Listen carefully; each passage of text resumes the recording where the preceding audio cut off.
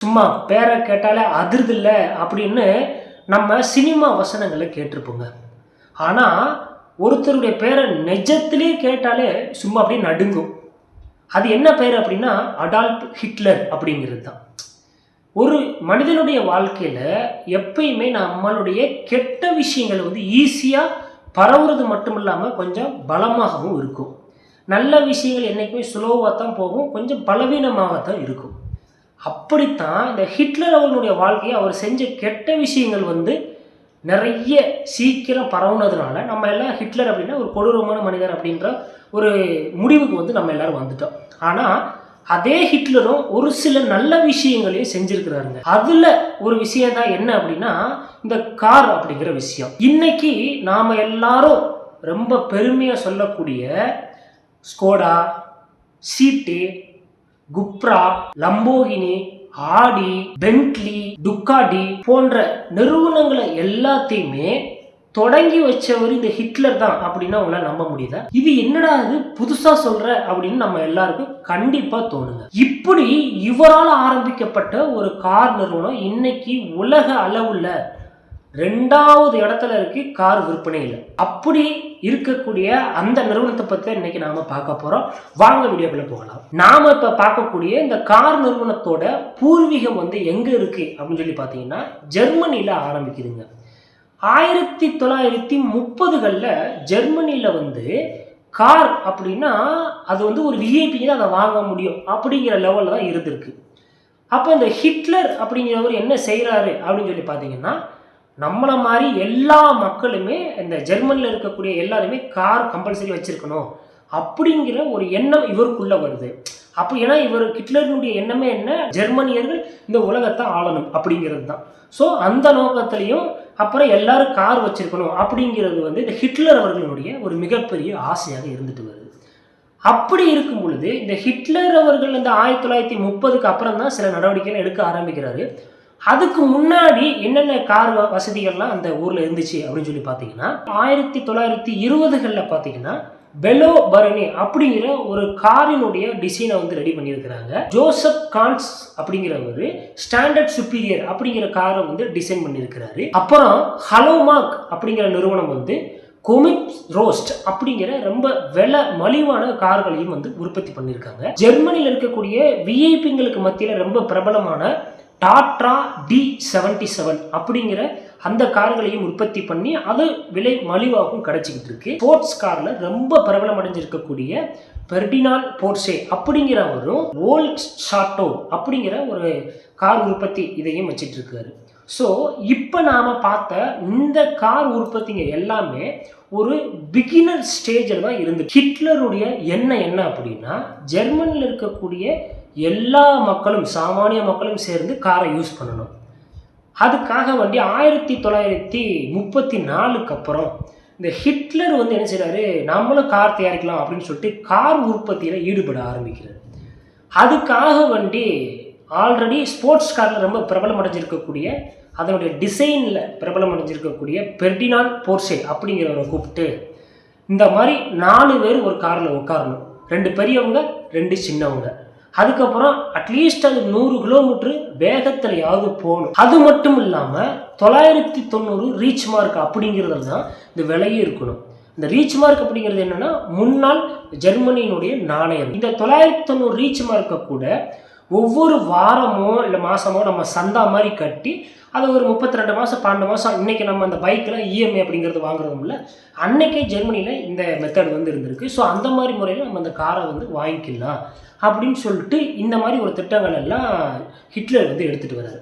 இப்போ இந்த திட்டங்கள் எல்லாமே ஓகேவாக இருந்தாலும் இந்த 990 ரீச் மார்க் அப்படிங்கிற அமௌண்ட்டுக்கு ஒரு தனியார் நிறுவனம் கம்பல்சரி காரை தயாரிக்கிறதுக்கு வாய்ப்பே இல்லை. அப்போ ஹிட்லர் என்ன செய்கிறாரு, நாமளே அரசாங்க தொழிற்சாலையை கட்டலாம். 1938 ஸ்டார்ட் டெஸ் கேடிஎஃப் வேகன் அப்படிங்கிற ஒரு செயற்கையான தொழிலாளர்களுக்காக உருவாக்கப்பட்ட ஒரு இடம் இருக்குது. அந்த இடத்துல ஒரு தொழிற்சாலையை உருவாக்குறாரு. இப்படி இவர் தொழிற்சாலையை உருவாக்குனதுக்கு அப்புறமாக 1939 தான் இந்த கேடிஎஃப் வேகன் பீட்டில் அப்படிங்கிற தன்னுடைய முதல் காருக்கான பாகங்களை வந்து கொஞ்சம் கொஞ்சமாக உருவாக்க ஆரம்பிக்கிறாங்க. இப்படி பொதுமக்கள் எல்லாரும் கார் வாங்கணும் அப்படிங்கிறதுக்காக ஹிட்லர் ஆரம்பித்த இந்த திட்டத்துக்கு ஒரு பேர் வைக்கிறாங்க. அது என்னன்னா மக்கள் கார் அப்படின்னு சொல்கிறாங்க. மக்கள் அப்படின்னா அவங்க ஊரில் என்னென்னா வால்க்ஸ் அப்படின்னு வருது, கார் அப்படிங்கிறது வேகன் அப்படின்னு வருது. இன்னைக்கு நாம் பயன்படுத்தக்கூடிய இந்த வால்க்ஸ் வேகன் அப்படிங்கிற அந்த பேரோட தமிழ் என்ன அப்படின்னு சொல்லி பார்த்தீங்கன்னா மக்கள் கார் அப்படிங்கிற திட்டத்தில் ஆரம்பிக்கிறாங்க. இப்போ ஒரு பக்கம் இந்த காரை உற்பத்தி பண்ணி நமக்கு கொடுத்துருவாங்க அப்படின்னு சொல்லிட்டு மக்கள் எல்லாம் இந்த சந்தாவையும் கட்ட ஆரம்பிக்கிறாங்க. கரெக்டான சமயத்தில் 1939 2ஆம் உலகப் போர் ஆரம்பிச்சிருச்சு. இப்போ போர் ஆரம்பிச்சிருச்சு. இவங்க ஒரு குறிப்பிட்ட கார்களை தான் தயாரிச்சிருக்கிறாங்க. ஆனால் நம்ம சில பேருக்கு கார் தர வேண்டியதுக்கு சந்தாவும் கட்டி முடிச்சுட்டாங்க. இப்படி இருக்கக்கூடிய நிலைமையில் இவங்க அந்த சந்தா கட்டி முடித்தாங்க இல்லையா, அவங்களுக்கு இந்த வால்க்ஸ்வேகன் நிறுவன கார்களை தராமல் ஹிட்லருக்கு டைப் 1 வகையை சேர்ந்த கேப்ரியோலட் அப்படிங்கிற ஒரு காரை வந்து கொடுக்குறாங்க. இது எதுக்காக வேண்டி அவருடைய 55வது பிறந்தநாளுக்காக வேண்டி கொடுக்குறாங்க. கேப்ரியோலட் கார் அப்படின்னா இன்றைக்கி நாம் சில கார்லாம் பார்ப்போம், இந்த பின்னாடி மேலே அந்த கூரை வந்து இல்லாமல் இருக்கும், ஓப்பனாக இருக்கும் எல்லாமே, அதை தான் கேப்ரியோலட் அப்படின்னு சொல்லுவாங்க.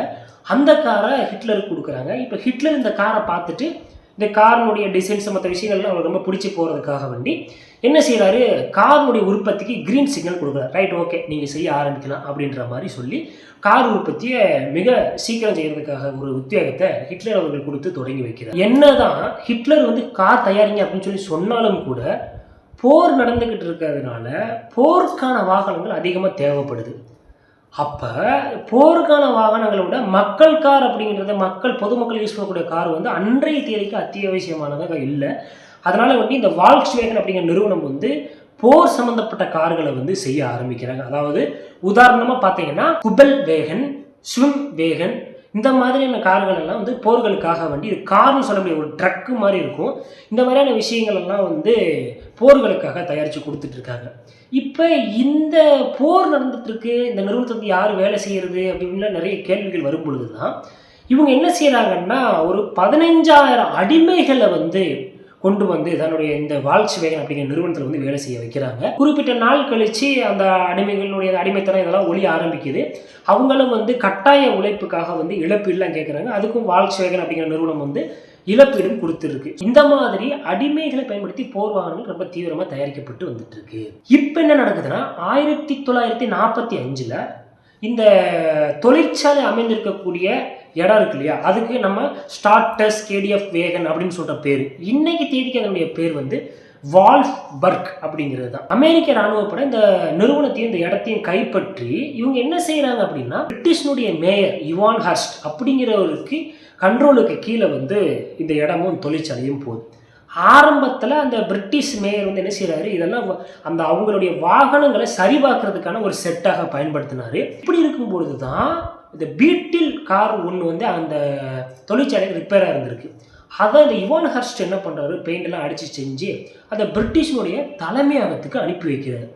அதை பார்த்து அந்த பிரிட்டிஷ்காரங்க 20,000 காருங்களை உற்பத்தி பண்ணி தரணும் அப்படின்னு சொல்லிட்டு இந்த வால்க்ஸ்வேகனுக்கு ஒரு கட்டாய உற்பத்திக்கு வந்து சொல்கிறாங்க.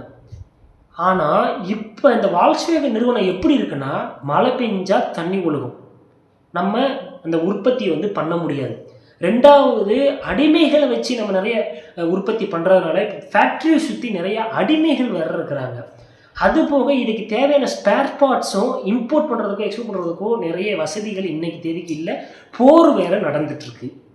ஸோ இந்த மாதிரியான சூழ்நிலையில் இவங்க வந்து 20,000 காரை வந்து உற்பத்தி பண்ண சொல்கிறாங்களே அப்படிங்கிற ஒரு கட்டாயம் வந்து இந்த வால்க்ஸ்வேகன் நிறுவனத்துக்கு வந்து வருது. இந்த மாதிரி சூழ்நிலையிலும் இந்த வால்க்ஸ்வேகன் நிறுவனம் முடிஞ்ச வரைக்கும் காருங்களை உற்பத்தி பண்ணுது. அப்படி உருவாக்கப்பட்ட இந்த காருங்களை அமெரிக்கா, ஆஸ்திரேலியா, பிரிட்டிஷு, பிரெஞ்சு போன்ற நாடுகளினுடைய தொழில் அதிபர்களுக்கு இந்த கார்கள்லாம் அந்த பிரிட்டிஷ் அரசு வந்து அனுப்புது. ஆனால் அவங்க யாருமே வந்து இது என்ன நல்லா இல்லையே, இது என்ன ஒரு மாதிரி இருக்குது அப்படின்ற மாதிரி அதை அந்த காரை வந்து வேண்டாம்னு தான் சொல்கிறாங்க. அதோட அந்த பிரிட்டிஷில் இருக்கக்கூடிய ரூட்ஸ் குழுமத்தினுடைய தலைவர் சர் வில்லியம் ரூட்ஸ் என்ன பண்ணார், இந்த தொழிற்சாலையில் வந்து பார்த்துட்டு இந்த நிறுவனம் வந்து இன்னொரு 2 வருஷத்தில் முடிஞ்சிடும் அப்படின்லாம் விமர்சனம் செய்கிறார். அப்போ இந்த பிரிட்டிஷ் என்ன பண்ணுறாங்க, அந்த ரூட்ஸ் குழுமத்துக்கு இந்த வால்க்ஸ்வேகன் நிறுவனத்தை நீங்கள் ஃப்ரீயாகவே வச்சுக்கோங்க அப்படின்னு சொல்கிறாங்க. இந்த நிறுவனத்தில் வாங்குறது எங்களுக்கு அசிங்கம் அவமானம் அப்படின்னு சொல்லிட்டு அன்றைக்கி அந்த ரூட்ஸ் குழுமம் வந்து இந்த வால்க்ஸ்வேகன் நிறுவனத்தை வந்து இந்த பிரிட்டிஷ் அரசாங்கம் கொடுத்த அந்த ஃப்ரீ ஆஃபரை வந்து வேண்டாம் அப்படின்னு சொல்லிடுச்சு. இதெல்லாம் எப்போ நடக்குது அப்படின்னா 1948 இந்த காலகட்டங்களில் நடக்குது. ஸோ இந்த மாதிரி இன்றைக்கி இந்த வால்க்ஸ்வேகன் அப்படிங்கிற நிறுவனத்தை எந்த தொழிலதிபர்களும் ஓசியில் கொடுத்தா கூட வாங்குறதுக்கு ரெடியாக இல்லை. அப்போ யோசிச்சு பாருங்கள் அன்றைக்கி இந்த நிறுவனத்தினுடைய நிலைமை எந்த அளவுக்கு மோசமாக இருந்திருக்கு அப்படின்னு. இப்படி இருக்கக்கூடிய நிலைமையில தான் அந்த பிரிட்டிஷனுடைய அந்த இராணுவ மேயர் இருக்கார் இல்லையா, அதாவது இவான் ஹர்ஸ்ட் அப்படிங்கிறவர், இவர் வந்து இந்த நிறுவனத்தினுடைய பொறுப்புல இருந்து வெளியே போகிறார். இந்த மேயர் வந்து இந்த நிறுவனத்தை விட்டு வெளியே போனதுனால இந்த நிறுவனத்தை கவனிச்சுக்கிறதுக்காக ஜெர்மனியினுடைய சிவிலியன் அமைப்பு அப்படின்னு சொல்லுவாங்க, இது ஒரு பாதுகாப்பு அமைப்பு, இதனுடைய அப்புறம் இராணுவ வாகன உற்பத்தியினுடைய மூத்த மேலாளர் அப்படின்னு சொல்லுவாங்க. அது ஓபல் அப்படிங்கிற அந்த நிறுவனத்துக்கு. இந்த ஓபல் நிறுவனத்தினுடைய மூத்த மேலாளர் இருக்கக்கூடிய ஹென்ரிச் நோட்ஹாப் அப்படிங்கிறவர் வந்து இந்த இவான் ஹர்ஸ்ட் இந்த பதவிக்கு வந்து வராது. ஸோ இப்போ இவர் வந்ததுக்கப்புறம் இந்த வால்க்ஸ்வேகன் அப்படிங்கிற நிறுவனம் மேற்கு ஜெர்மனின்னு சொல்லுவாங்க இல்லையா, அந்த ஏரியாவில் ஒரு பொருளாதார ரீதியாகவும் ஒரு ஒரு ஒரு அந்த ஏரியா ரீதியாகவும் இது மிகப்பெரிய அளவில் வளர ஆரம்பிக்குது. அதாவது 1948 அங்கேருந்து இதனுடைய இந்த வால்க்ஸ்வேகன் அப்படிங்கிற நிறுவனத்தினுடைய வளர்ச்சி ஆரம்பிக்குது. இப்போ 1948 ஹென்ரிச் நோட்ஹாப் அப்படிங்கிறவர் வந்து இந்த பொறுப்புக்கு வந்தார் இல்லையா, அதிலிருந்து 1968 இவர் இந்த பொறுப்பிலிருந்து போகிற வரைக்கும் இந்த வால்க்ஸ்வேகன் அப்படிங்கிறது ஒரே மாதிரியான ஒரு கார் டிசைன்ஸ் வடிவத்தை தான் கொண்டு இருந்துச்சு. ஒரு பெரிய அளவிலான எந்த விதமான ஒரு மாற்றங்களும் இல்லை அப்படின்னு சொல்லலாம். ஆனால் விற்பனை ஓரளவுக்கு நல்லா போயிட்டு இருக்கு. இப்போ இந்த வால்க்ஸ்வேகன் நிறுவனம் ஒவ்வொரு நாட்டுக்கும் தன்னுடைய கார்களை வந்து ஏற்றுமதி பண்ணுறாங்க. அது அந்தந்த நாட்டில் எந்த மாதிரியான உணர்வு ரீதியாக எப்படி இருக்கோ அதை தகுந்த மாதிரி பெயர்களை வச்சு, இப்போ இங்கே பீட்டில்னா அங்கே வேறு பேர் இருக்கும், அமெரிக்காவில் வேறு பேர் இருக்கும், இங்கிலாந்தில் ஆஸ்திரேலியா வேறு பேர், இந்த மாதிரி ஒவ்வொரு நாட்டுக்கு தகுந்த மாதிரி வேறு பேருங்களை வச்சு இந்த வால்க்ஸ்வேகன் நிறுவனம் அப்படிங்கிறது அதனுடைய கார்களை நல்லபடியாக உற்பத்தி பண்ணி விற்பனையும் செஞ்சுட்டு வருது. இந்த மாதிரி வெளிநாட்டு சந்தையில் ஆதிக்கம் செலுத்திட்டு இருக்கும் பொழுது வால்க்ஸ்வேகன் வெர்க் GmbH அப்படிங்கிற பேரை வால்க்ஸ்வேகன் வெர்க் AG அப்படின்னு சொல்லிட்டு மாத்துறாங்க. இப்படி விற்பனை ஆகிட்டு இருந்த இந்த கார் வந்து பார்த்தீங்கன்னா 1970 போர்ட் டி மாடல் அப்படின்ற கார் தான் ஓரளவுக்கு அதிகமாக விற்றுருந்துச்சு அந்த நேரத்துக்கு.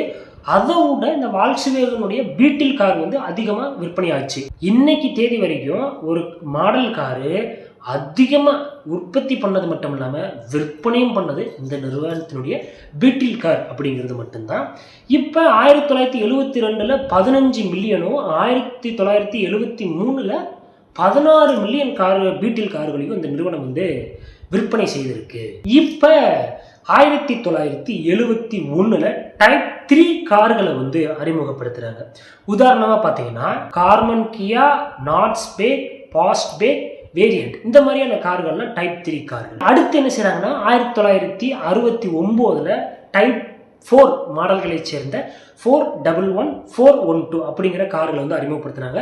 இந்த கார் வந்து இதுவரைக்கும் இருந்ததுலேயே எல்லா ஸ்ட்ரக்சர் ஆகட்டும் மற்ற இன்ஜின்கள் மற்ற எல்லாத்தையுமே விட கொஞ்சம் டிஃப்ரெண்ட்டாக இருந்துச்சு அப்படின்னு தான் சொல்லணும். இந்த டைப் 4 கார்கள் வந்து வால்க்ஸ்வேகன் நிறுவனம் வந்து டைப் 1, டைப் 2, டைப் 3, டைப் 4 இந்த மாதிரியான 4 டைப்பில் நிறைய கார்களை உற்பத்தி பண்ணி விற்பனை செஞ்சுட்டு இருக்கிறாங்க.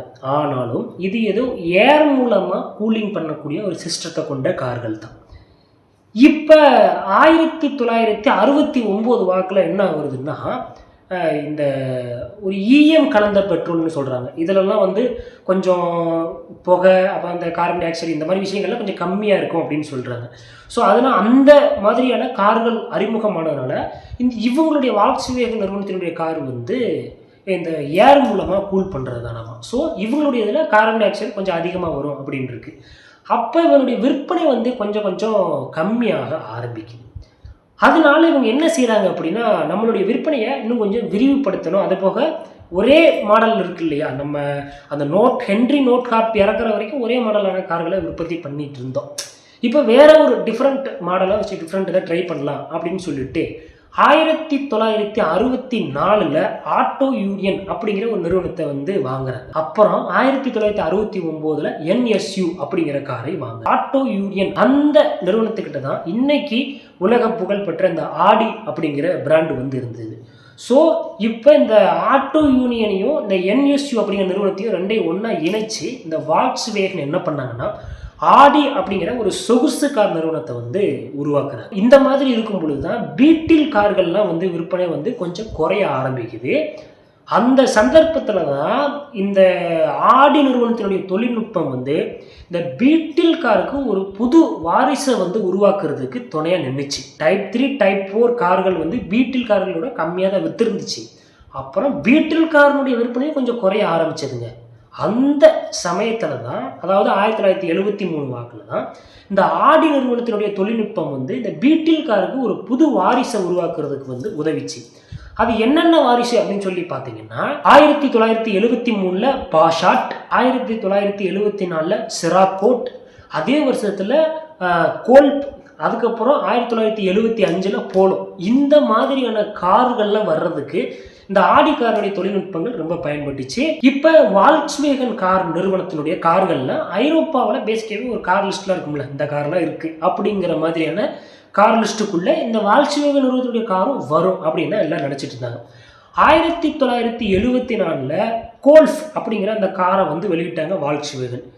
இது மூலமாக இந்த ஐரோப்பாவினுடைய கார் வரிசையில் இந்த வால்க்ஸ்வேகன் அப்படிங்கிற நிறுவனம் வந்து ஒரு முக்கியமான ஒரு நிறுவனமாக மாறுது. இந்த கோல்ப் அப்படிங்கிற அந்த வகையை சேர்ந்த கார்கள் வந்து 8 தலைமுறைகளை வந்து வெளியிட்டிருக்கிறாங்க இந்த வால்க்ஸ்வேகன் அப்படிங்கிற நிறுவனம் வந்து. இப்போ 1985 வந்து அன்றைய இந்த வால்க்ஸ்வேகன் நிறுவனத்தினுடைய தலைவராக இருந்த கார்ல் ஹான் அப்படிங்கிறவர் இந்த நிறுவனத்தை டெவலப் பண்ணணும்னு நினைக்கிறார். அதுக்காக வேண்டி என்ன செய்கிறாருன்னா வால்க்ஸ்வேகன் வெர்க் ஏஜி அப்படின்னு இருந்த பேரை வால்க்ஸ்வேகன் ஏஜி அப்படின்னு சொல்லிட்டு மாற்றுறாரு. ஸோ வெர்க் அப்படிங்கிற அந்த பேரை வந்து எடுத்துட்டாங்க.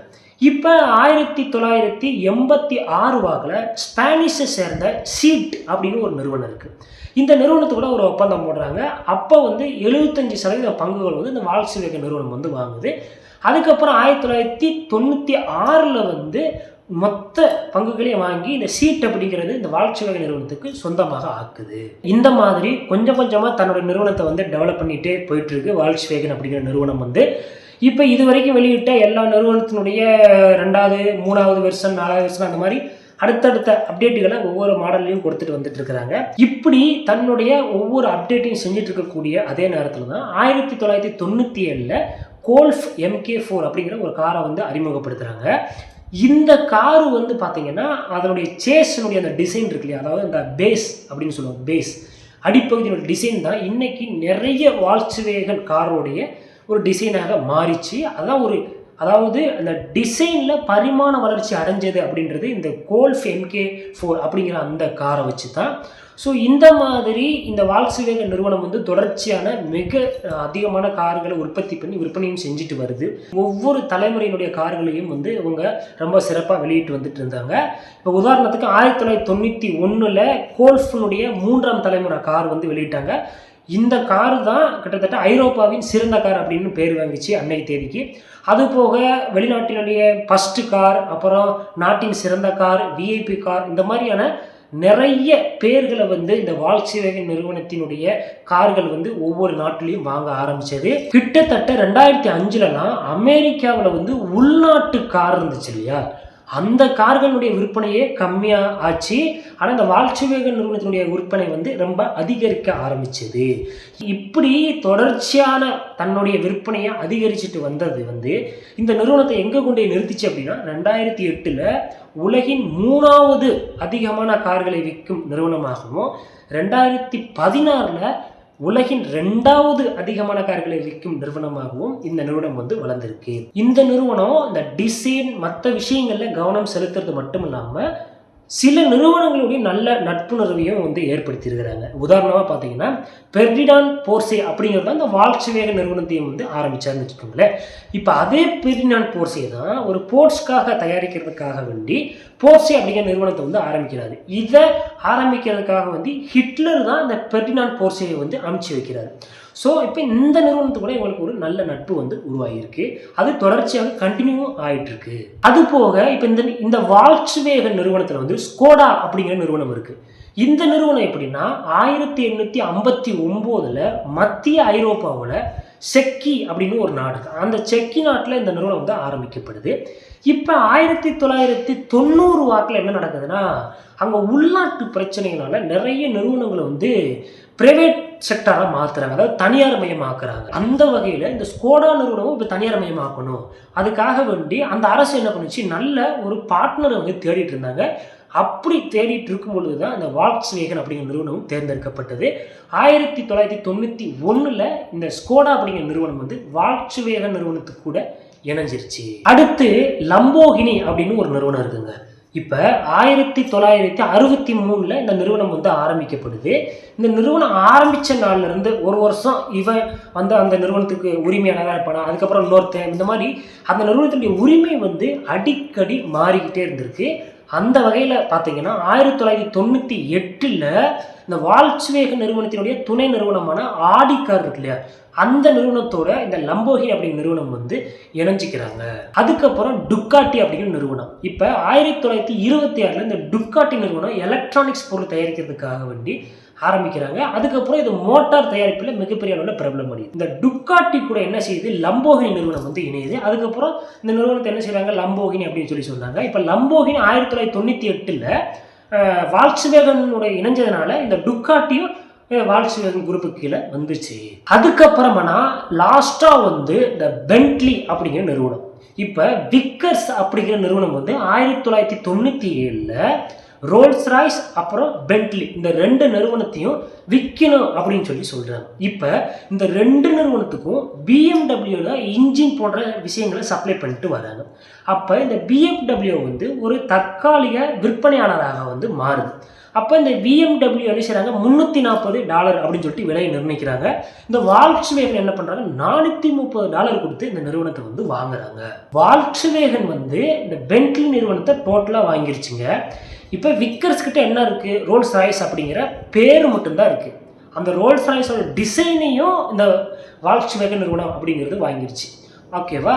இப்போ கொஞ்ச நாளைக்கு வந்து அந்த விக்கர்ஸ் நிறுவனம் என்ன சொல்லுதுன்னா, நீங்கள் பென்ட்லி கார்களை நீங்கள் ஓனாக தயாரிச்சுக்கோங்க, கொஞ்ச நாளைக்கு ரோல்ஸ் ராய்ஸோட பேரையும் இந்த லோகோவையும் நீங்கள் பயன்படுத்திக்கலாம் அப்படின்னு சொல்லுது. கரெக்டாக 2003 ஆரம்பிச்சதுல இருந்து பென்ட்லி அப்படிங்கிற கார்களை ரோல்ஸ் ராய்ஸினுடைய டிசைனில் வால்க்ஸ்வேகன் நிறுவனம் தான் வெளியிடும். ஆனால் ரோல்ஸ் ராய்ஸ் பேர் லோகோ மட்டும் வராது. அப்புறம் இந்த பிஎம்டபிள்யூ என்ன செஞ்சு இந்த ரோல்ஸ் ராய்ஸினுடைய பேரை மட்டும் வச்சிருந்துச்சு இல்லையா, அந்த பேரையும் லோகோவை பயன்படுத்தி ரோல்ஸ் ராய்ஸ் அப்படிங்கிற ஒரு புது நிறுவனமே ஆரம்பிச்சிருச்சு. இன்னைக்கு நீங்கள் பார்க்கக்கூடிய ரோல்ஸ் ராய்ஸ் அப்படிங்கிற நிறுவனத்தினுடைய டிசைன் வந்து ஆக்சுவலியாக ஒரிஜினல் டிசைன் ரோல்ஸ் ராய்ஸினுடைய டிசைன் அது கிடையாது.